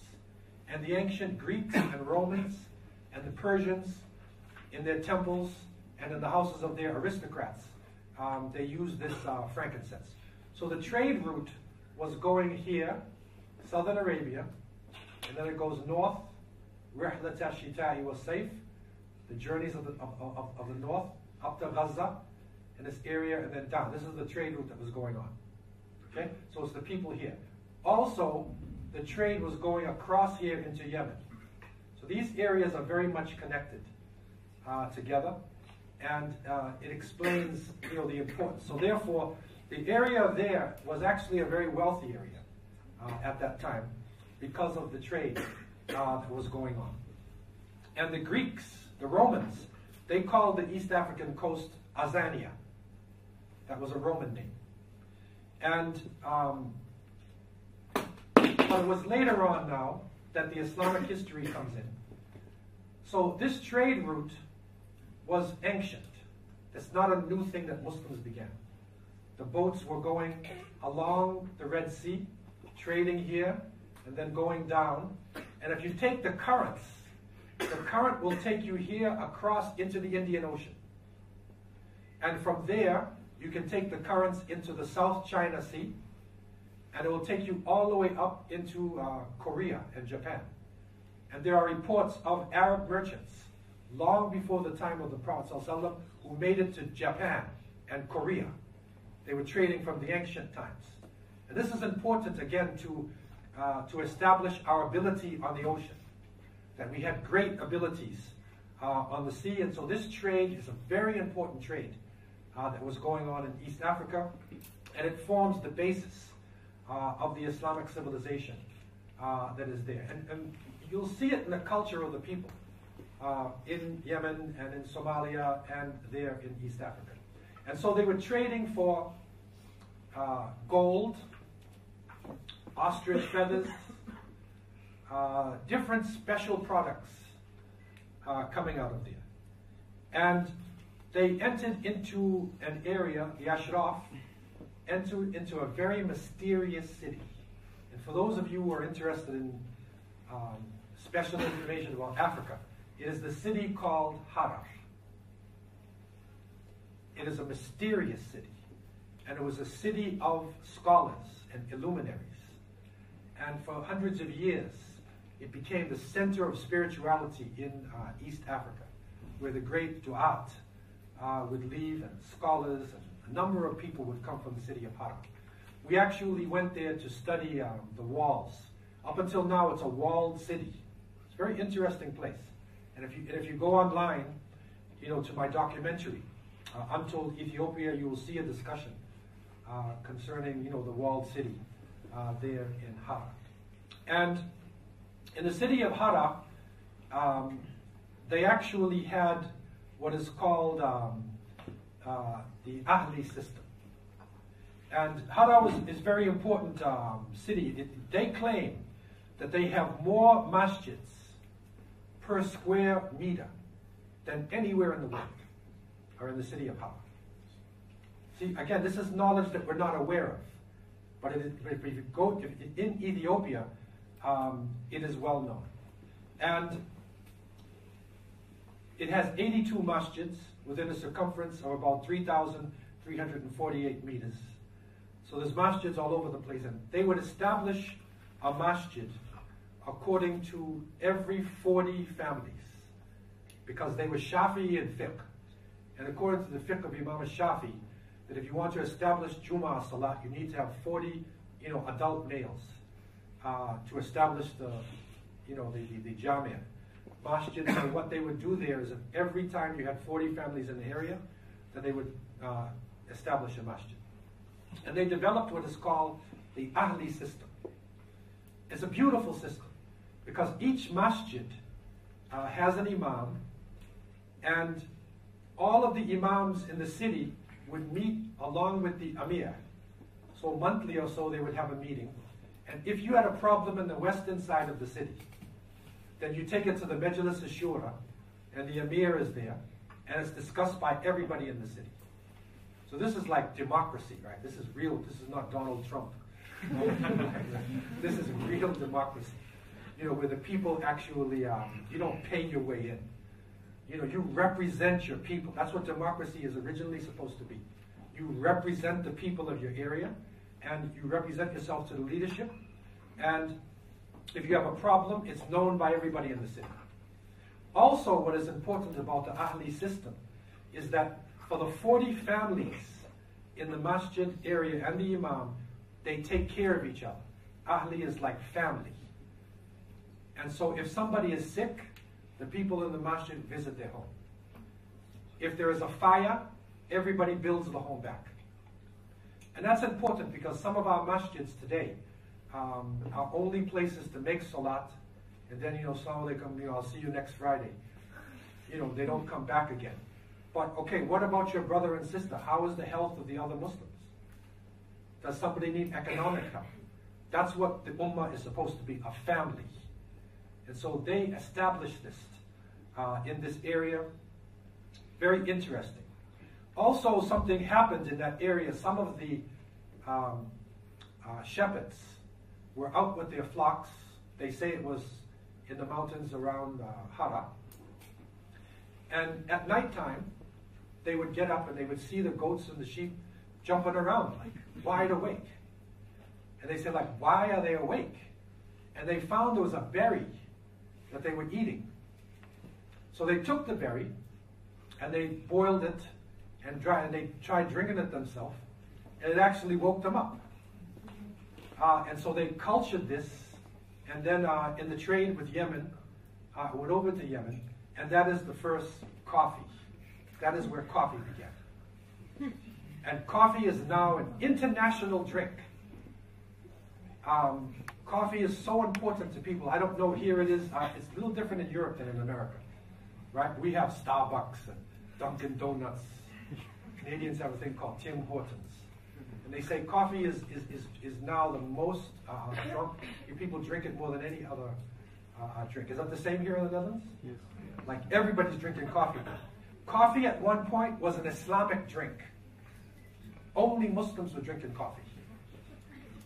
Okay, other people were drinking tea and other things. It was from Yemen, where you get coffee Arabica, and then it was the Ottoman Turks who made it international. Now Donald Trump is drinking his Starbucks. And saying Muslims, cannot, we want to kick them all out of America. He's drinking a Muslim drink. You see, perception, deception. People are deceived as an actual reality of how close we are as a human race, and how we actually interchange culture, and knowledge between ourselves. So, this city of Hara was a great city, and if you ever get a chance to visit Ethiopia, it is something which is worth visiting. And they actually have in Hara museums as well. Thousands of books are brought together in a museum, just like Timbuktu. And when Richard Burton, a European explorer, visited there, he called it the Timbuktu of the East, because it's something very similar in Hara. Okay? So you now have the relationship, in East Africa, first the Ethiopians, and then in Somaliland, and then it is going up. And now another group comes in. And this is the Swahili people. And this is another very important group of Muslims that many Muslims from other parts are not aware of. The concept is that as the boats were moving along East Africa, the merchants settled on the coast, and they married into the Bantu nations of East Africa. And so the descendants of the Arab and Bantu people became what is known as the Swahili people. And the name Swahili comes from Arabic Sahil or Sawahil, right? Which means the coastline. So Swahili is the language of the people of the coast. That's literally what it is. And if you look at Swahili, it's got Arabic vocabularies, but the grammar is Bantu. So it's a combination of the two that you get. So similarly, the nation was actually a combination. And so the Swahili culture then develops all along the coastlines there. And for those of you who want to do research, in our own primary sources is a chronicle called the Chronicle of Lamu and the Chronicle of Kilwa. And also a great geographer, Al-Mas'udi, in his book called Muruj al-Dahab, and we'll be looking at that in Deeper Roots. He also journeyed to this place, and in what is now Tanzania, a city called Kilwa. And he found there was great ulama that are there, great scholars, highly cultured, civilized place. This is part of our culture, which is not so well known to people of the Western world. And so the Swahili culture develops all along the coastline there. And it's important to understand that in the development of this Swahili culture, the basic trade that was going on was not slaves. You see that the perception, deception, is that Arabs went to East Africa to get African slaves. And you'll see this being used, this is a propaganda over and over and over again. Slavery in Africa, slavery in Africa. The original trade there in East Africa was not for slaves, it was gold. Because gold was discovered by the people in Zimbabwe, and then later on, of course, in South Africa, these later on become some of the greatest gold mines in the world up until today. And so the gold coming out of Zimbabwe, and the ostrich feathers and other things, these were being traded. The slaves, as in other parts of the world, they were carrying the goods. That's how it was all over the world, as we're going to look at tomorrow, inshallah. They were not the goods. It wasn't until the Portuguese came, right, that it all changed. But at that time, the trade took them from the coastlines to the interior. And so Al-Mas'udi, the famous geographer, he writes about Arab merchants who leave the coast of northern Mozambique, right? And they're trading for gold, and they go into the interior. Now, Mozambique comes from Musa ibn Baig, right? Musa ibn Baig, Mozambique. And Sofala, which is on the coastline, some say it could come from an Romani term. It's like Sufla. Out of the Sufla, it's like the lower land. Right, so they get Sofala coming out of that. Some people say it may have come from Yusuf Ali. Okay, but it definitely had an Islamic root. Sofala was one of the important things. So what was happening is that the Swahili merchants were going into the interior, and they were trading for the gold and coming back to the coastlines. And so by this route, a number of groups embraced Islam, especially in the area of Zimbabwe, the Vatsonga, Wakarenga, and Waremba. The Waremba people are still actually there in Zimbabwe, in that area. They can trace their roots actually back to Muslims. It's in their language. They say it's even in the DNA now. They're doing DNA studies, where it's actually coming out. And so the trade centers were set up along the rivers, the Zambezi River, and a number of these going into the Zimbabwe plateau. And they were trading.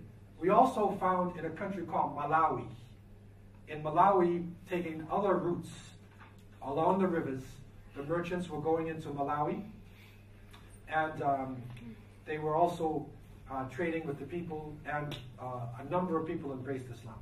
Some of these same Arab merchants, Swahili merchants, made it into Uganda. And when they reached Uganda, there were a number, and they had a really good relationship with the people. And there, in the city of Kampala itself, there's a number of hills. And it is the kings of the Buganda people, different princes control the hills. One of the princes wanted to embrace Islam. But according to the Uganda belief, you cannot shed the blood of a ruler intentionally.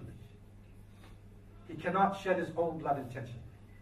And this is a problem because, you know, for the males accepting Islam, there's circumcision. Right? So there's going to be some bloodshed. Right? See the brothers cringing, right? There's going to be some bloodshed going on there. So he decided, I'm going to accept Islam. So he embraced Islam, and up until now, one of the hills in Kampala is where the Muslims are there, that the Jamia Masjid is there. And so all over East Africa, in this region, you know, Islam was spreading there. And again, this is long before the slave trade. Now, this is an important thing for, you know, our perceptions. Okay? Because later on, the Portuguese came in.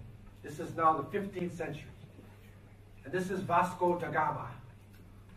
And they also say that da Gama, he discovered the way around the Cape of Good Hope. Right? As though nobody was living there before. Right? And what is the Cape of Good Hope? What are you hoping for? They were trying to find a trade route to go around the center of Islam to reach India and China. They didn't want to go through where the Turkish people were and along. They didn't want to go through there. So this is good hope to go around. And it was a Muslim, Ahmed bin Majid, who actually led Da Gama around. And he was an Omani. And so Da Gama went around and he reached the coastline there in East Africa. Then he went over to India, and you have the city of Goa in India where the Portuguese, right? So you'll see what they did. So now when the Portuguese came in, it was a different concept altogether. And they were actually looking for slaves, where the slaves becomes the merchandise. So a combined effort of the Swahilis and the Omanis. So the Omanis now come in, and they defeat the Portuguese. Okay? Now, this is where, and we'll be going more into details about this tomorrow, and it's important for us to, you know, be very clear about this, that it was in the 17th century the Portuguese were defeated. But the Omanis, when they saw the wealth that the Portuguese were gaining, many of them, they became greedy themselves, and they got involved in the slave trade. So they made Zanzibar as their capital, and they had plantations there and whatever. But if you look at the time period, it's only really 1840, from that time, that the Omanis controlled the east coast of Africa. Okay, so from 1840 until like not even 100 years or so, they were eventually defeated. This is not a 1,000-year period of slave trade. That's an exaggeration. Again, that's perception, deception. See, it's a reality. There was slave trade, but it was not the same as the Atlantic slave trade. The volume was not the same. Right? And we're going to talk in more details concerning how that actually happened. But it did happen. And we have to recognize the fact that the Omanis were wrong in what they did. And we will be explaining more, inshallah, you know, about this area and about the trade that went on there. Now, in the Western Cape, in Southern Africa itself, and again, this route, the cultural route of the trade, it goes down Mozambique, Mozambique, and then down here. On this side is the Western Cape. Okay, so this is your Cape of Good Hope, where Da Gama went. And so So this is a trade route. So now it was Ahmed bin Majid from Oman, that some consider him to be a munafiq, like a hypocrite, but took the Gama around. They knew, the Omanis, the Arabs knew the trade routes. They knew the routes, how to go follow the currents and to travel around here. Because the wind is very strong in the Cape of Good Hope. Very strong.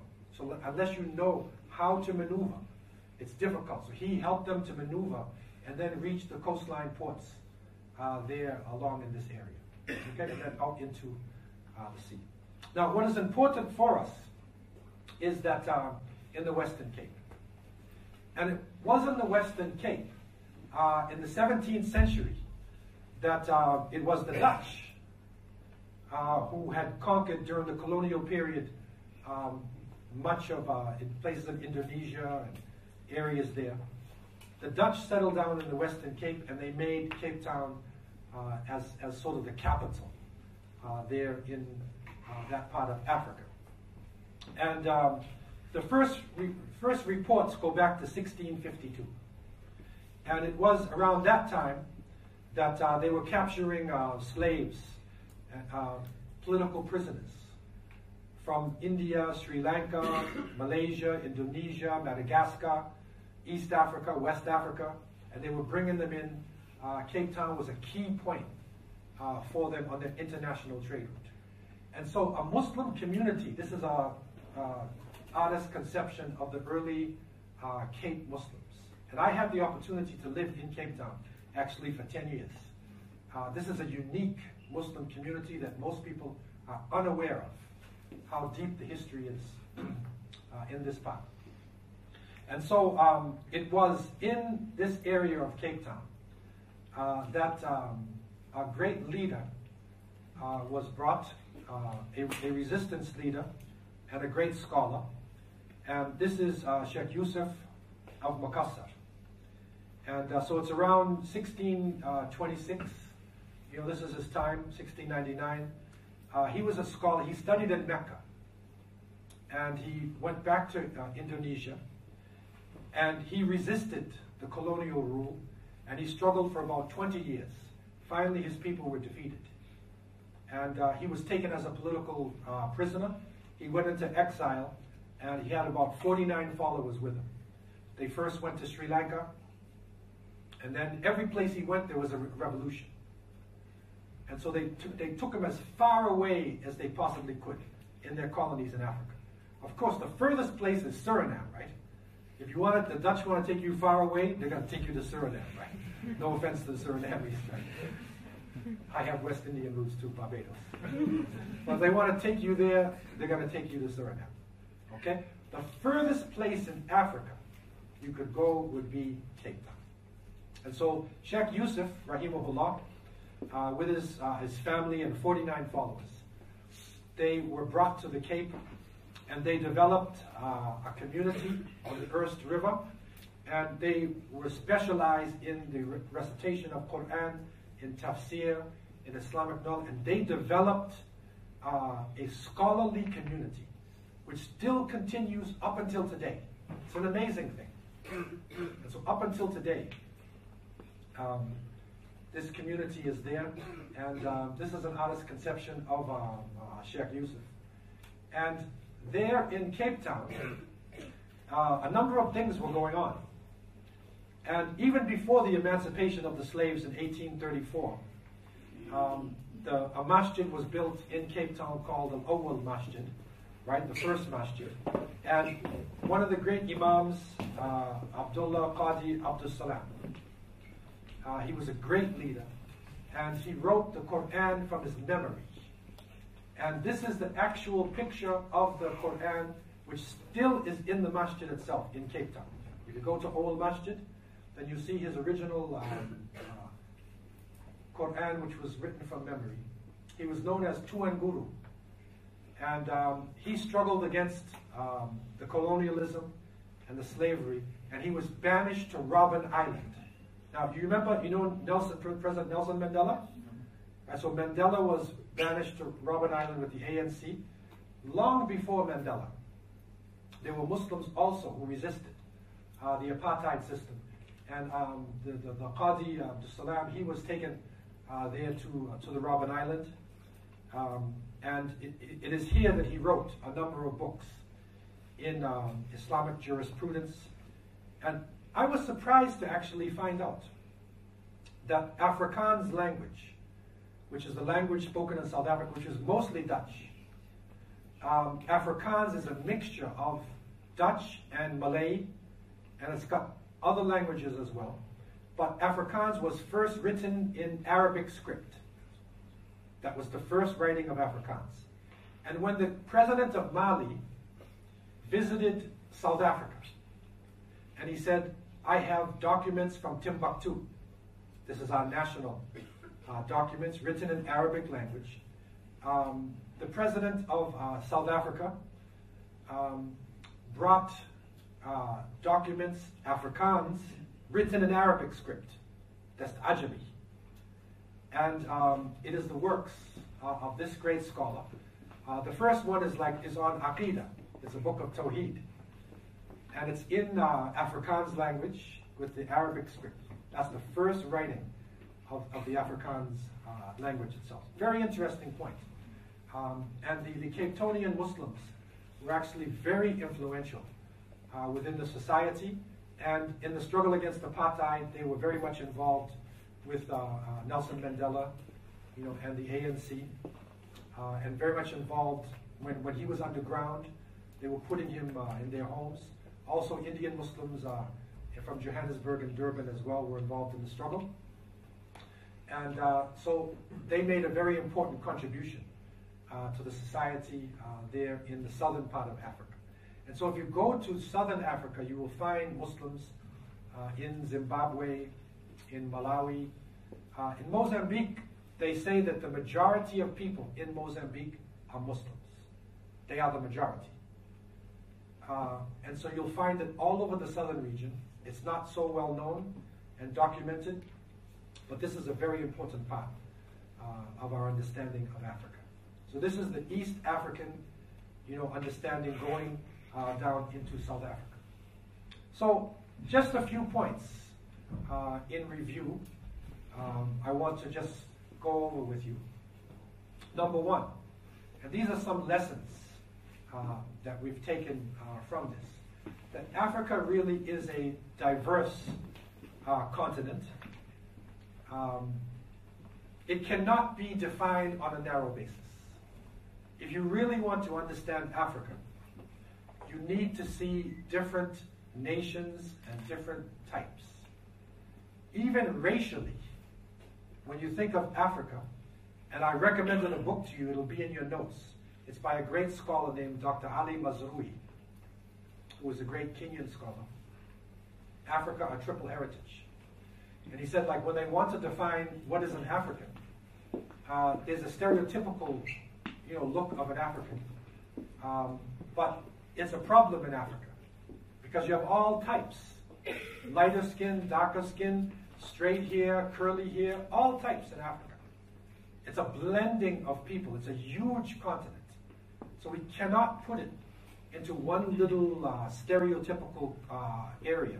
We have to understand the diversity in the African continent itself, especially for Muslims.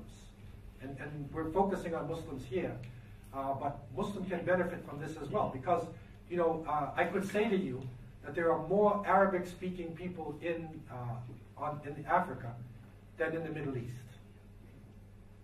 You ever heard of anything like this before? Because if you include Egypt, right, and right across that's Africa, right? The population of Egypt, and going right across, you actually have a larger number. So it's not separated from the so-called Middle East. This is a Eurocentric way of looking at things. You're centering yourself in Europe.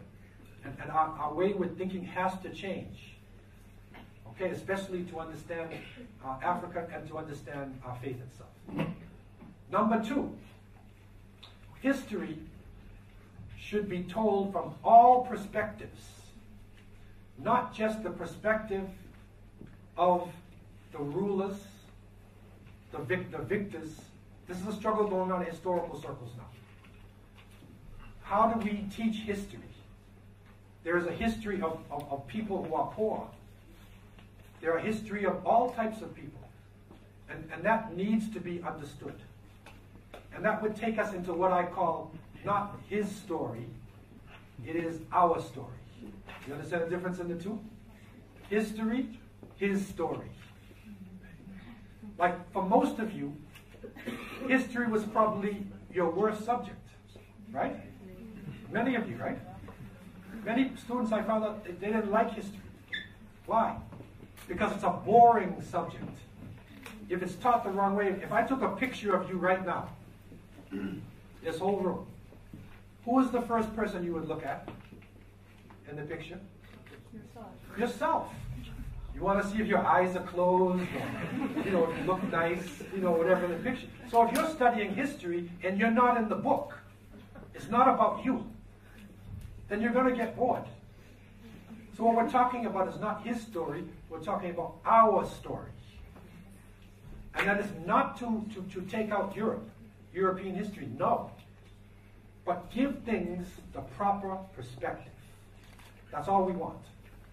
Put things in the proper place. Number 3, ancient Africa was a land of high civilization and advanced technology. And the further you go back, before Christ, BC, is the larger the buildings are. So the buildings are amazing when you go back to like 2500 BC. But there was a racist historian who came along, and he said, I'll solve the problem. Africans couldn't have built this thing. It was aliens who flew down from outer space, built the pyramids, and then flew back up. Have you ever heard of that before? Yeah. They even have a movie they call Stargate. Right, so the aliens came down and built. How could Africans build something like this? Like, that doesn't make sense if you have a racist concept, right?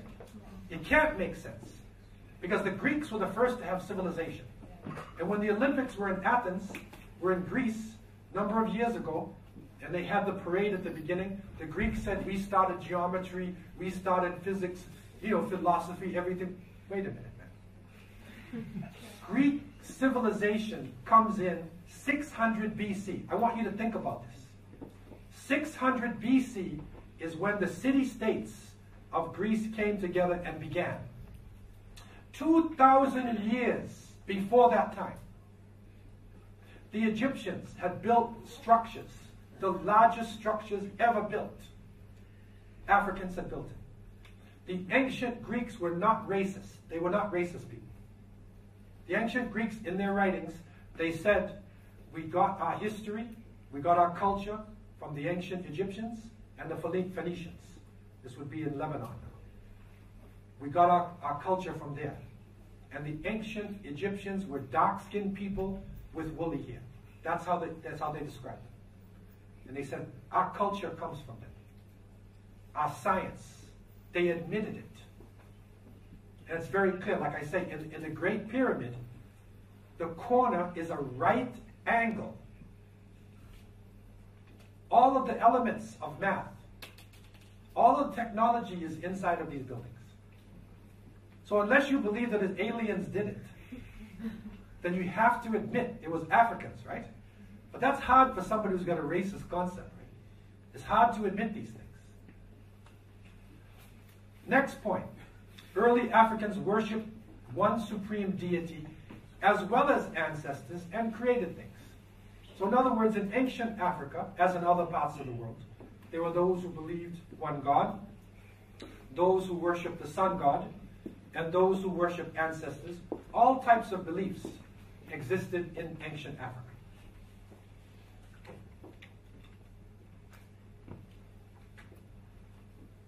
Next point. Islam has always been connected with Africa, and Tawheed has always been an important part of African thought. Okay, this is a statement. Always been connected there. And you can go back and look at, even in terms of Ibrahim alayhi salam, right? He went there into Egypt, And they were given a servant, who some say was a princess, named Hajar, or Hagar, may Allah be pleased with her. According to the Bible itself, Sarah could not have children. So she said to Abraham, take Hajar as your wife. So he took her as a wife, and she conceived Ishmael. That is the first son of Abraham. She's an African woman.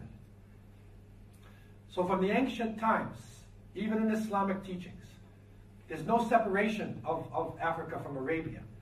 Right? It's all part of, it's always been connected to Tawheed, even before the so-called Semitic prophets. Tawheed has actually existed. The next point, the first contact. Okay, let me go forward. First contact with Africa in the time of the last prophet Muhammad ﷺ was the first hijrah. Muslims entered Africa not as slave raiders, not as conquerors, but as refugees, running from persecution. This is a key point of perception, deception that has gone on. That is how Islam entered Africa. And it's interesting that early African Christian leaders stood together with Muslims against polytheism. They stood together. It was a unity between Christian and Muslim. It's a very important point. Breaks down the stereotypes in terms of Islam and the African continent. The next point is that the spread of Islam itself throughout the continent, it was primarily by merchants, mystics, pious people. This is the basis of the spread of Islam. Not the curved sword. The propaganda, accept Islam or I'll chop off your head. This is propaganda. You cannot force people to accept any religion and then they stay in that religion for so long, all across North Africa. Why? Because it was Arius' teachings, who was a Libyan. All across North Africa, the people believed in one God. They refused to accept Constantine.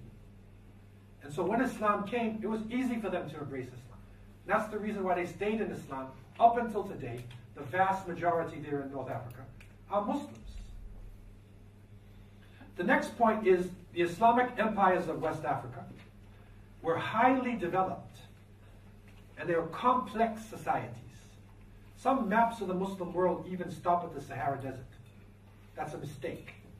Below the Sahara Desert, there are complex Islamic societies, and there's a lot to learn from the societies there in West Africa. The next point is that great scholars and leaders appeared throughout the history of Islam in Africa. Great ulama are there. Cities like Timbuktu, Harar, Marrakesh, Fez, Jenne, Kilwa, Mombasa, and other great Islamic cities. They were centers of learning, centers of trade. And this, broadens our understanding of Islam. It broadens, our connection with Muslims from other parts of the world. Next point is that Islam spread throughout the continent primarily through contact made by merchants, mystics. We mentioned this point.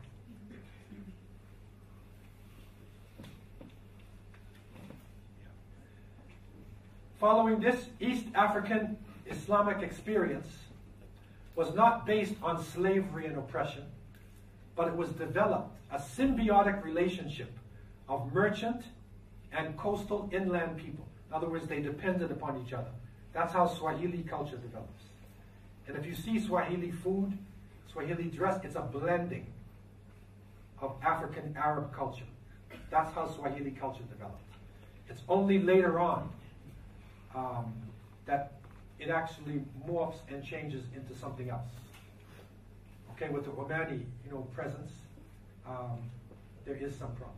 But Swahili Arab Muslims were part of Southern Africa, African society, long before European colonialism. Okay, so these are some lessons that we learned from Islam in Africa. This is a madkhal, this is an entrance into the subject. And you know, it is a very important subject for us. There are many people maybe here who come from North Africa, but we also need to expand our mind to East Africa, right? And to what is beyond the Sahara, on the other side of the desert. What was it that they found there? Why did Abdullah ibn Yasin, rahimullah, the founder of the Murabitun, right, when he went into the area of the Sanhaja, from the Sus region of Al-Maghrib, to teach them about the deen, and they drove him out, he didn't go back, he went south. He went to Senegal, and there he formed the Ribat. And that's where the message of the Murabitun began, down in the Ribat by the Niger River. Okay, that's the connection. Why is it that Abu Bakr ibn Umar al-Lamtuni, rahimahullah, the next great leader of the Murabitun, why is it that he left his leadership and he went south?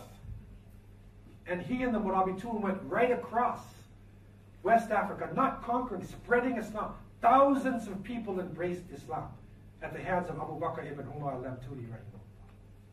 Thousands had embraced Islam. That's the connection. And to know what it is below the Sahara in that region expands our understanding of Islam, and it breaks down stereotypes that are there. There are certain references that I'm going to give you on your notes. There are certain books you can go into. Some of them are, you know, typical university books, but other ones are specialized texts. And inshallah, in your notes, which our brothers are preparing for you, brothers and sisters, you should be able to get these references, inshallah, to give you more of the history of Islam in Africa. So I want to close with this point, and then we will be continuing on later. Billahi tawfiq.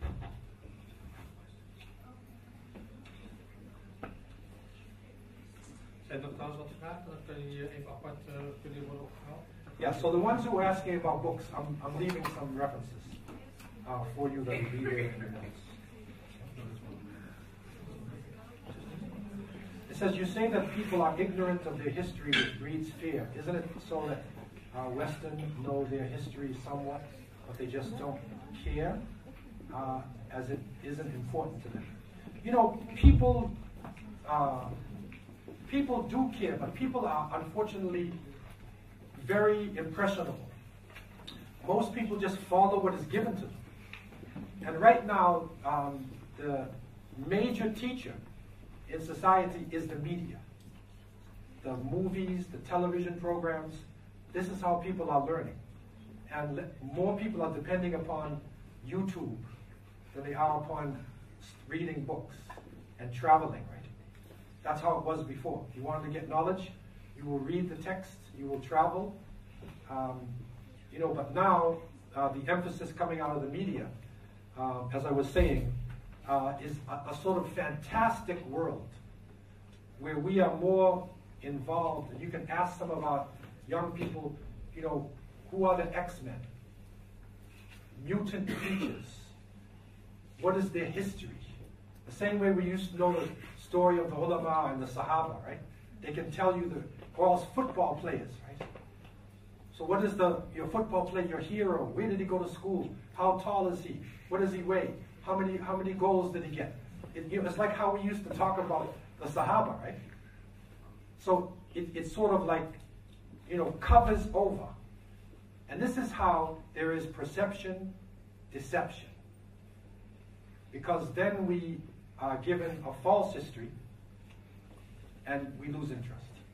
For somebody interested in African Islamic history, where would you recommend that a person should start their studies? Where to begin? You know, there's a number of, you know, really the study starts within ourselves. And, but I would say that Dr. Ali Mazrui, I mentioned his name here on the tape, on the one before. Here he is. Ali Mazrui, The Africans, A Triple Heritage. This is an excellent work. He is one of the great scholars who was able to combine knowledge. He was in Binghamton University in the United States for a long time. He's actually from Mombasa. He's Swahili man. And one of the great scholars of our time. So, you know, his works are excellent in terms of a place to start to really understand, you know, our history. Okay? And so I thought the first university in the world was Al-Qayrawan in Fez. Is Sankore University founded? No, Sankore University is not before Al-Qayrawan. I didn't say it was the first. But it is a great university. And it's actually connected to Qarawiyyin. It's connected to Qarawiyyin because the scholars in Timbuktu were Maliki in fiqh, and very similar. They specialize in fiqh. Okay, so it is connected with Qarawiyyin. Even the concept of Qarawiyyin being the first university can be challenged because there were actually universities in ancient Egypt. Very complex universities that is there. But, you know, for the modern world that we know, Qarawiyyin takes it back. So it is, Sankore is connected to it. It's part of the, you know, route that the scholars were traveling across the desert. Okay? Yeah, the next one is where the pyramid, were they not built by slaves? Now this is an interesting point, because what they tried to say is that it is slaves. You know, and I was thinking this myself when I went to the pyramids. But then I went inside a tunnel and it had huge bricks. Now, how could a slave put that in place? They're going to put it on his head and walk and carry the thing? It's 70 tons. It's not possible. This is physics. This is a high level of science. And some of the stories, or some of the reports coming in, is a person named Dr. Ivan van Sertima, who has written about ancient Egypt. Show that for many people in Egypt, it was like what they call national service. It was not necessarily slavery, it was national service, right? That everybody had to put in some time to build, you know, this temple. And the temple itself was not necessarily just a monument. It was a work of practical science. You have theoretical and you have practical math and science. And a sundial. Actually, there's scientific. There's some amazing things that the Egyptians were doing. Their understanding was beyond us. I went to a place in Thebes, which is sort of halfway up the Nile. And this is where one of their universities was. And you go down under the ground, and it's got different rooms. And the rooms are lit by the sun, which hits onto a brass circle, and then another one, and it lights a certain room at a certain time of the year. So each day, as the sun, as it changes, it lights another room. That's the level they were on, right? Unbelievable level. The ancient Egyptians were on. So no, it was not necessarily built by slaves. I mean, slavery was an international phenomenon at that time. But really, you know, the highest level, you know, the understanding, the only way they could have moved those bricks or those stones is by a high level of science. It's not slave labor. You take, you know, 500 people and they're trying to carry a brick. You get 2 million bricks. How are you going to get it to the top? This is science, man. This is not people carrying it on their heads. This is a misunderstanding. And we will see tomorrow, inshallah, as we go into, you know, the whole concept of slavery, that in the ancient world, people were either master or slave. Everywhere in the world. It's not really to the 19th century that slavery actually ends. One scholar was even saying in the 19th century, up until the 19th century, maybe 2/3 of the world were actually slaves. So we're going to look at slavery in a broad sense, inshallah, tomorrow, so you really get an understanding of what it was. Okay? Good night.